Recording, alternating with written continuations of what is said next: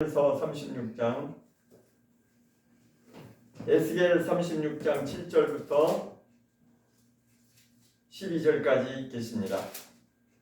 에스겔서 38장 에스겔서 38장 7절부터 12절까지 시작. 너는 스스로 예배하되 너와 내게 모인 무리들이 다 스스로 예배하고 너는 그들의 대장이 될지어다. 여러 날 후 곧 말년에 내가 명령을 받고 그 땅 곧 오래 홍무하였던 이스라엘 산에 이르리니 그 땅 백성은 칼을 벗어나서 열국에서부터 모여 들어오며 이방에서부터 나와서 다 평안히 가는 중이라. 내가 올라오되 너와 네 모든 때와 너와 함께한 많은 백성이 광풍같이 일고 구름같이 땅을 덮으리라. 나 주 여호와가 말하노라. 그날에 내 마음에서 여러 가지 생각이 나서 악한 꾀를 내어 말하기를 내가 평원에 골들로 올라가리라. 성벽도 없고 문이나 빗장이 없어도 염려 없이 다 평안히 거하는 백성에게 나아가서 물건을 겁탈하며 노력하리라 하고 내 손을 들어서 황무하였다가 지금 사람이 거처하는 땅과 열국 중에서 모여서 짐승과 재물을 얻고 세상 중하게 거하는 백성을 치고자 할 때에. 여기까지 읽겠습니다. 12절만 다시 한번 읽겠습니다. 에스겔서 38장 12절만 읽겠습니다. 38장 12절입니다. 시작. 물건을 겁탈하며 노력하리라 하고 내 손을 들어서 황무하였다가 지금 사람이 거처하는 땅과 열국 중에서 모여서 짐승과 재물을 얻고 세상 중앙에 거하는 백성을 치고자 할 때에.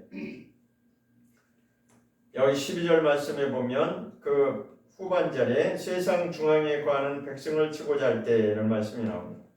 세상 중앙에라고 하는 것은 세상의 중심을 말하는 것입니다. 그래서 이 세상 중앙에 거하는 백성이라고 하는 것은 이스라엘 백성을 두고 한 말입니다. 그럼 나머지는 뭐냐? 이스라엘 백성을 제외한 나머지는 성경이 뭐라고 표현하냐면 열방이라고 표현하고 열국이라고 하고 이렇게 그런 표현을 씁니다. 그러니까 열국, 열방 이런 표현이 나올 때는 이스라엘 백성을 제외한 나머지 이방인들을 표현할 때 열방이라고 표현하고 그런 표현을 합니다. 그래서 여기 세상 중앙에 거한다라고 하는 것은 이스라엘 백성을 말하는 것이에요.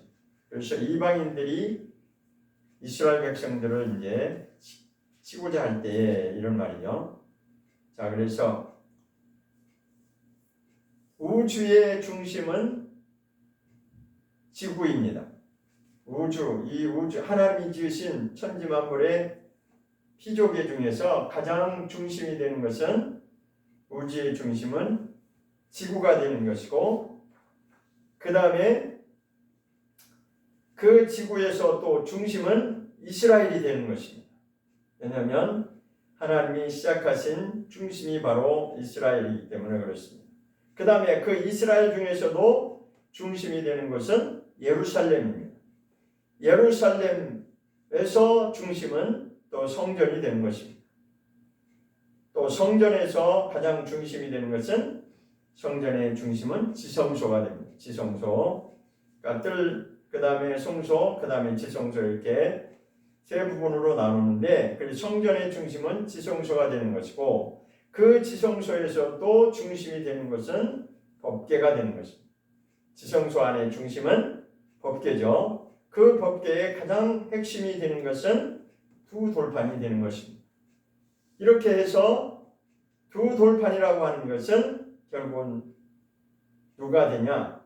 말씀이 육신이 되어 오신 예수 그리스도를 두 돌판이라고 말할 수 있습니다. 왜냐하면 두 돌판에는 하나님이 주신 십계명의 말씀이 기록된 것이기 때문에, 다시 말해서 율법이 기록된 판이 바로 두 돌판이기 때문에 그것을 달리 표현하면 예수 그리스도라고 표현할 수 있습니다. 왜냐하면 예수 그리스도는 구약의 모든 내게 대하여 표현한 것이다라고 요한복음 5장 39절에 말씀한 것처럼 구약에 예언하신 하나님이 예언하신 선지자들을 통해서 또 모세를 통해서 그리고 시편을 통해서 예언하신 그 모든 말씀을 이루려고 오신 분이 바로 예수 그리스도이기 때문에 바로 두 돌파는 예수 그리스도를 표현한다고 그렇게 말할 수 있습니다. 그래서 아까 오전에 말씀한 것처럼 두 돌파는 바로 예수님을 말씀하는 건데 첫 번째 돌판과 두 번째 돌판을 그렇게 설명을 했습니다. 다시 마태복음 14장 13절을 다시 보겠습니다. 마태복음 14장 오전에 본 말씀을 다시 한번 보겠습니다. 마태복음 14장 13절부터 21절까지 보면 오병이어의 기적을 이제 행하신 말씀이 나오는데 거기 보면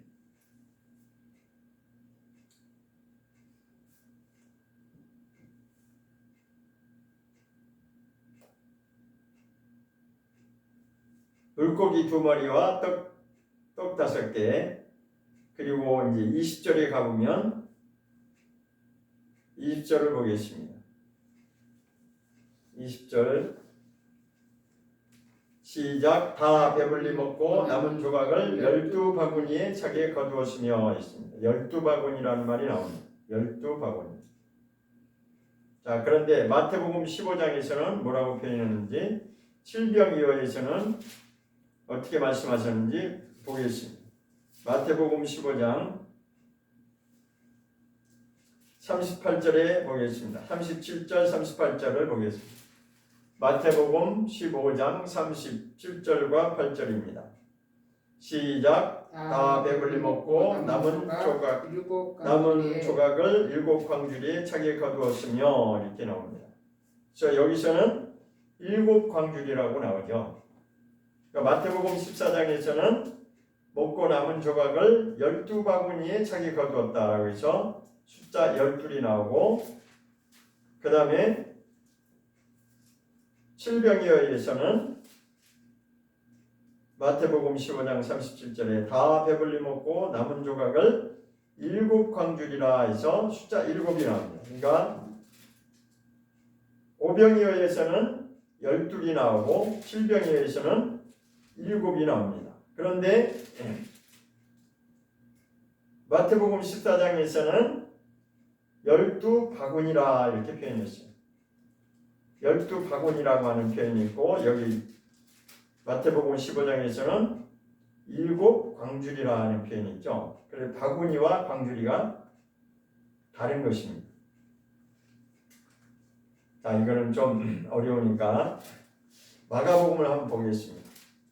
너무 깊이는 안 들어가고 마태복음 14장에 나오는 그 말씀이 어디에도 나오냐? 마가복음 6장에도 나옵니다. 마가복음 6장을 한번 가보겠습니다.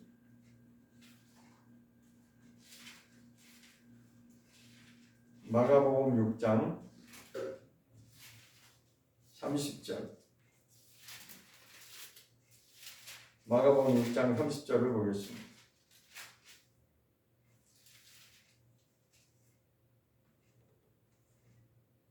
아까 마태복음 14장 13절부터 21절까지 내용이 여기 이제 같은 내용이 나옵니다. 한번 읽어보겠습니다. 마가복음 6장 30절부터 1절까지 읽냐면 44절까지 읽어보겠습니다.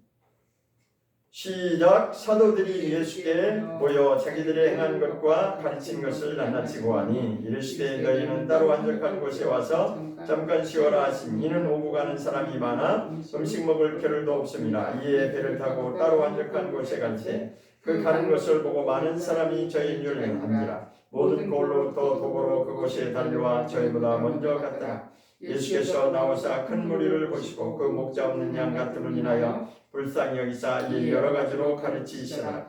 때가 저물어 가매 제자들이 예수께 나와 여짜오되 이곳은 빈들이요 때도 저물어 가니 무리를 보내어 두루 전과 마을로 가서 무엇을 사먹게 하시옵소서. 대답하여 가라사대 너희가 먹을 것을 주라 하시니 여짜오되 우리가 가서 200데나리온 떡을 사다 먹이리까. 이르시되 너희에게 떡 몇 개나 있느냐. 가서 보라 하시니 알아보고 가로되 떡 5개와 물고기 2마리가 있더이다 하거늘 제자들을 명하사 그 모든 사람으로 때를 지어 푸른 잔디 위에 앉게 하시니 때로 혹 100씩 혹 50씩 앉으니라. 예수께서 떡 5개와 물고기 2마리를 가지사 하늘을 우러러 축사하시고 떡을 떼어 제자들에게 주어 사람들 앞에 놓게 하시고 또 물고기 2마리도 모든 사람에게 나누어 주시매 다 배불리 먹고 남은 떡 조각과 물고기를 12바구니에 차게 거두었으며 떡을 먹은 남자가 5,000명이었더라 했습니다. 여기 보면 특징 중에 하나가 뭐가 있냐면 마가복음에는 이런 표현이 있어요. 40절에 보면 혹 100씩 혹 50씩 앉은지라 이렇게 되어 있어요. 그러니까 혹 100명씩 그리고 50명씩 이렇게 딱 짝을 져서 딱 규정을 해놓고 있어요. 100명씩 50명씩. 그리고 그 뒤에는 이제 떡 5개와 물고기 2마리 같은 내용이 나오죠. 자, 그런데 그 위에 39절을 보겠습니다. 39절에 보면 이런 말씀이 있어요. 39절에 읽겠습니다. 시작. 제자들을 명하사 그 모든 사람으로 때를 지어 푸른 잔디 위에 앉게 하시니 이렇게 말씀하고 푸른 잔디 위에 앉게 하셨다는 이 푸른 잔디라고 하는 말이 나왔습니다. 푸른 잔디. 그러면 다시 마태복음으로 가서 14장을 다시 한번 확인하겠습니다. 마태복음 14장에는 뭐라고 나오는지 보겠습니다.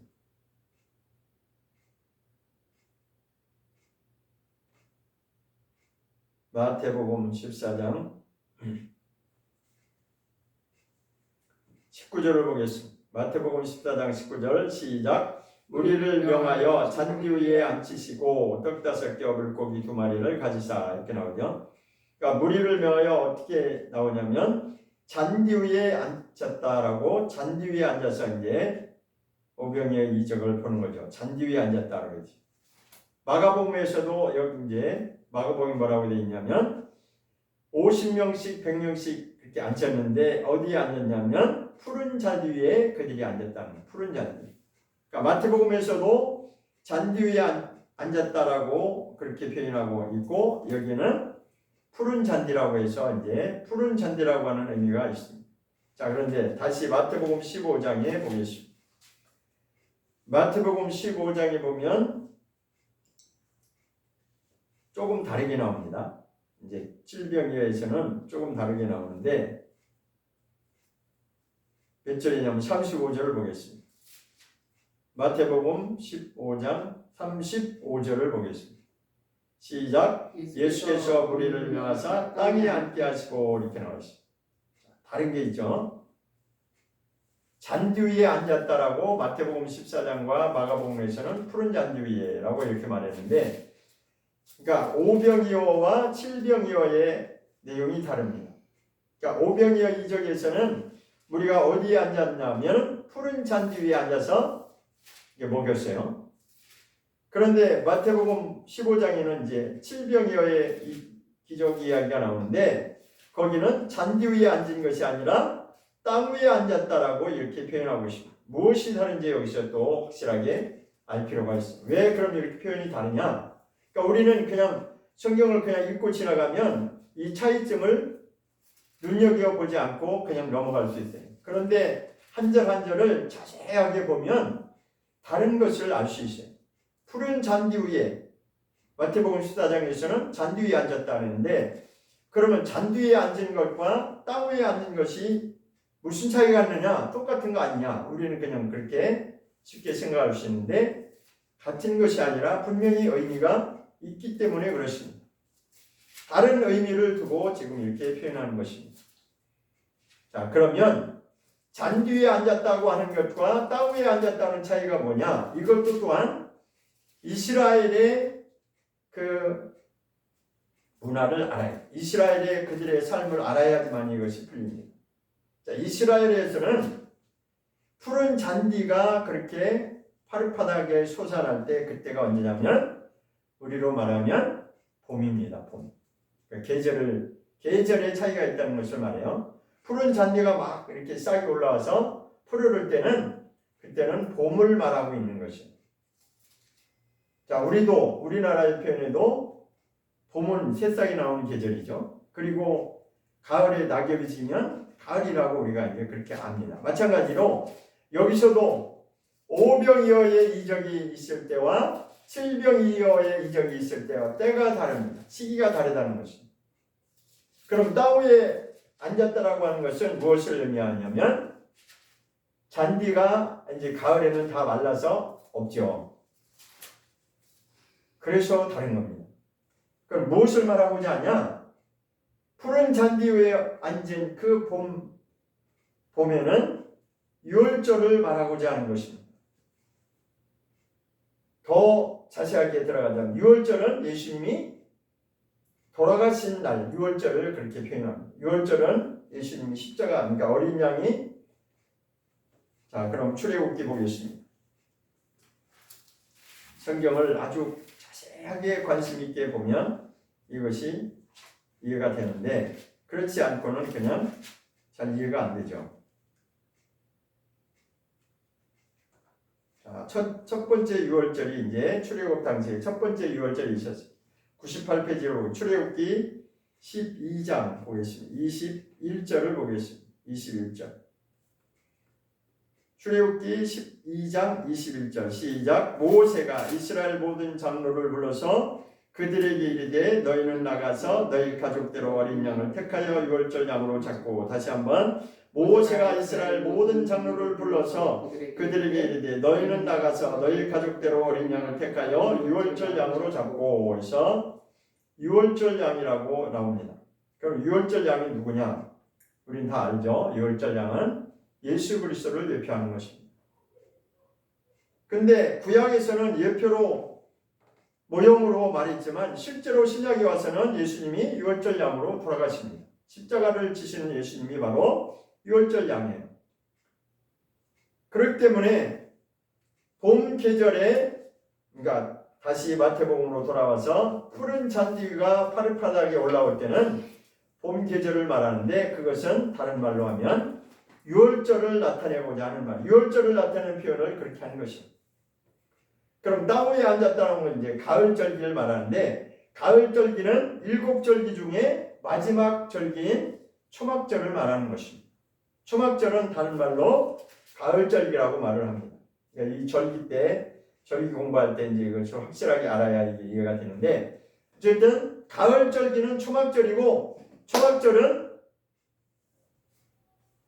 그들 이스라엘 절기로 할 때는 그들은 7월달인데 우리 한국의 우리나라 절기상으로 하면 한 10월달쯤 되죠. 그래서 가을에는 잔디가 파릇파릇하게 올라오는 게 아니라 다 마르고 없어지는 그 단계이기 때문에 땅이라고 그렇게 표현한 것입니다. 그러면 왜 이것을 이렇게 구분하느냐? 유월절은 죽으시러 이 땅에 오신 예수 그리스도를 나타내고자 하는 것이고, 가을절기의 초막절을 나타내고자 하는 것은 바로 심판주로 오신 예수 그리스도를 말하는 것입니다. 그러니까 절기를 확실하게 알아야지 이게 이해가 됩니다. 유월절로부터 시작해 예수님의 공생의 사역을 보면 유월절로부터 시작해서 초막절로 마칩니다. 그러면 유월절은 시작을 말하고 곧 예수님이 죽으심으로 말미암아 우리 죄를 담당하시고 십자가에 죽으셨어요. 그것이 바로 유월절 어린 양입니다. 그것이 바로 유월절이죠. 시작입니다.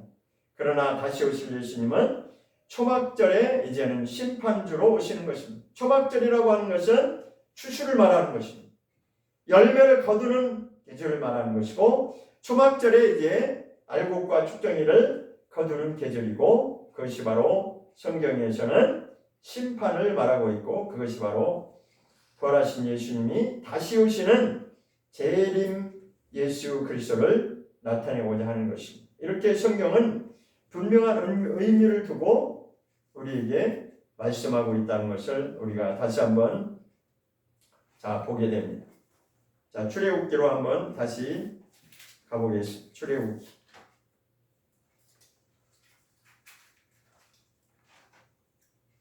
출애굽기상으로 보면 절기를 이제 잠깐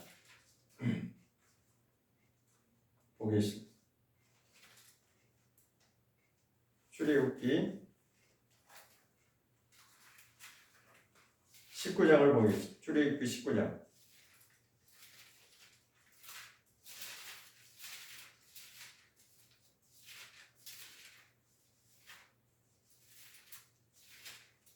출애굽기 19장을 보겠습니다. 출애굽기 19장 1절에 보면 110페이지입니다. 시작. 이스라엘 자손이 애굽 땅에서 나올 때부터 제3월 곧 그때 그들이 시내 광야에 이르니라 이렇게 되어 있죠.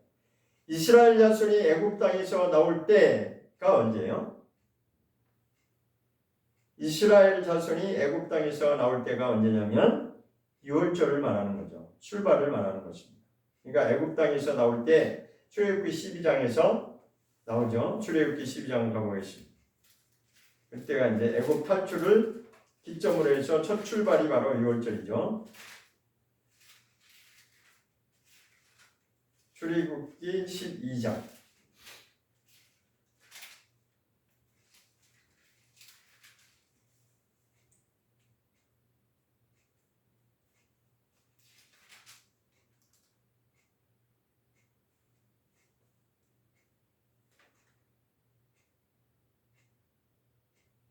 이 29절 먼저 보겠습니다. 출애굽기 12장 29절 시작. 밤중에 여호와께서 애굽 땅에서 모든 처음 난 것 곧 위에 앉은 바로의 장자로부터 옥에 갇힌 사람의 장자까지와 생축이 처음 난 것을 다 치시면서 29절부터는 이제 애굽의 마지막 재앙인 10번째 재앙에 관한 말씀이 기록되어 있어요. 그리고 나서 드디어 37절부터는 애굽 탈출, 이스라엘 자손이 애굽에서 나오는 이야기가 나옵니다. 보면 37절에 보면 시작. 이스라엘 자손이 람셋에서 발행하여 숲곳에 이르니 유아웨이에 보행하는 장정이 60만 가량이로 해서 드디어 이제 애굽에서 탈출해 나오는 출애굽의 여정이 시작되고 있습니다. 자, 그러면 40절에 가보겠습니다. 40절. 12장 40절 시작. 이스라엘 자손이 애굽에 거주한 지 430년이라 430년이 마치는 그날에 여호와의 군대가 다 애굽 땅에서 나왔은즉 이렇게 나옵니다. 그러니까 이제 출애굽을 지금 이렇게 설명한 거예요. 출애굽이 애굽 땅에 들어간 지 몇 년 만에 나왔냐? 430년 만에 그들이 나왔다는 거죠. 430년 만에 그들이 나왔어요. 그런데 여기서 41절에는 뭐라고 표현하냐면 여호와의 군대가 나왔다라고 표현하고 있습니다. 여호와의 군대가 드디어 애굽 땅에서 나와서 가나안 땅을 향해서 지금 이제 그렇게 가는 것입니다. 그러니까 첫 출발이 바로 6월절부터 이제 시작하는 것이에요. 나오면서 그들이 6월절을 지켰기 때문에 첫 출발이 바로 6월절을 말합니다. 그런데 이제 마지막에서는 초막절이 이제 마지막이 되는 거죠. 자, 그럼 아까 19장 출애굽기 19장은 무슨 내용인지 보겠습니다.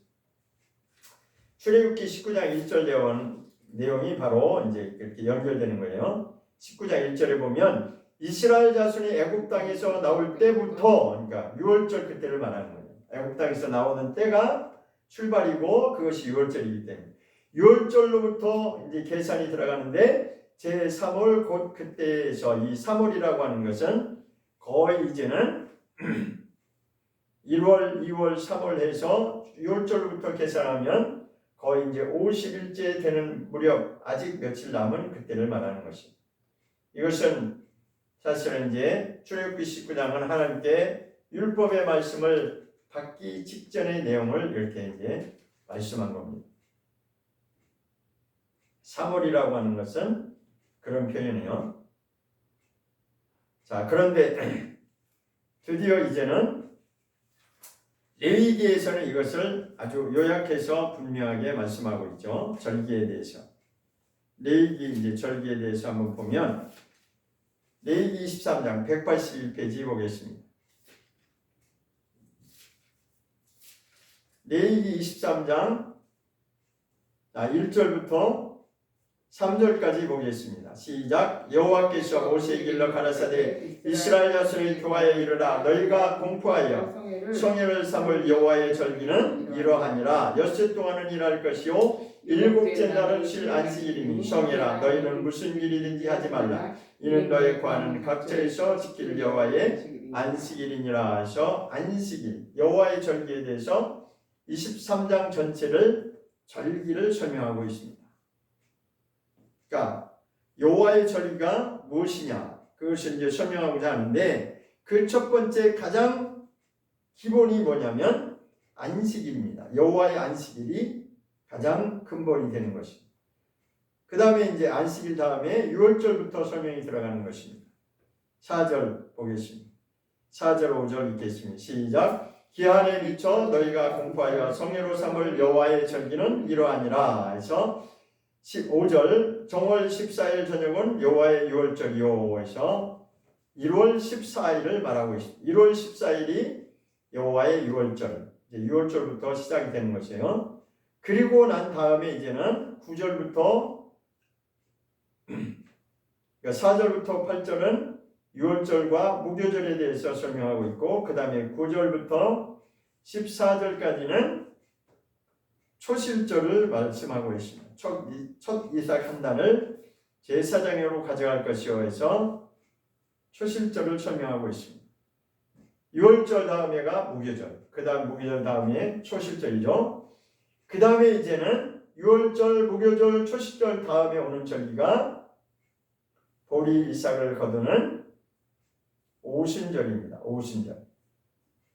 오순절까지가 이제 무엇으로 설명이 되어 있냐면 77절로 이제 설명이 되어 있어요. 15절로 가보겠습니다. 15절.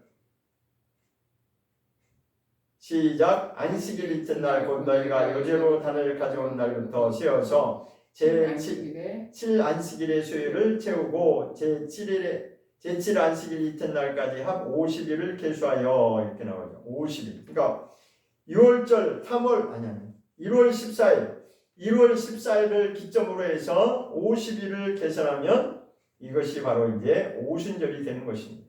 그러니까 오순절은 뭐냐면 밀을 거두는 시점이 되는 거예요. 이때는 이제 여름절기죠. 자, 그런데 다시 초실절로 가보면